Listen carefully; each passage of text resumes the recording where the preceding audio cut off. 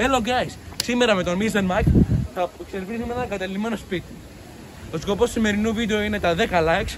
Άμα τα καταφέρουμε, ευχαριστώ πάρα πολύ όσοι κάνουν subscribe, like, συγγνώμη.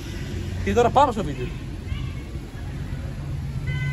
Όπως βλέπετε εδώ, είναι ένα κατελημμένο σπίτι. Από εδώ πέρα έχει μερικά κουτιά και ένα ωραίο παράθυρο, έχω να πω την αλήθεια. Επίσης εδώ έχει μια σκυλόσπιτο.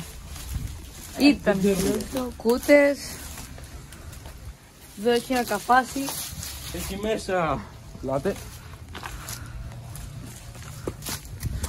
Εκεί μέσα είναι δύο παράθυρα, δεν είναι κάτι σημαντικό. Αλλά είναι πάντως και πάλι ωραίο. Δες Μίτσο, θα πέφτουνε. Το ξέρω. Ωραία, εντάξει.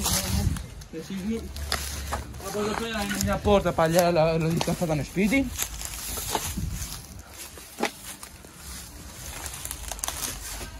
Και εδώ πέρα έχουμε μερικά πράγματα κάτω. Και εδώ πέρα πρέπει να μένει ένας άστεγος. Εδώ πέρα ήταν ένας άστεγος. Εδώ που έχει μια πόρτα, ρε παιδί μου. Το είδα πριν μόνος μου και είχε... Εδώ δουλέψα και είχε από κάτω μια ζακέτα ότι σε ενδιαφέρεται, ένα μπουφάν, Lakers. Από εδώ δεν πάει. Έχει απλά αυτό που μάλλον ήταν τουαλέτα. Να βλέπετε και τα πλακάκια ήταν τουαλέτα. Όχι, τώρα πάμε. Αλλά σήμερα σας έχουμε 2 σε 1. Οπότε πάμε. Επίσης, δεν ξέχασα να πω. Εδώ πέρα είναι μερικά ξύλα που μπορούμε να αναβούμε πάνω. Αλλά αυτό θα το κάνουμε σε άλλο βίντεο.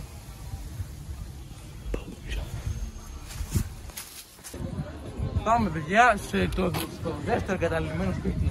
Που και πάλι μικρό είναι επειδή το εξερευνήσαμε πριν και είναι κλειδωμένο στις περισσότερες πόρτες εκτός από μí. Θα δείτε στη συνέχεια.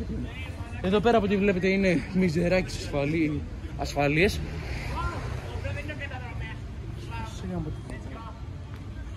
Μας κοροϊδεύουν. Εδώ παιδιά θα ανεβούμε.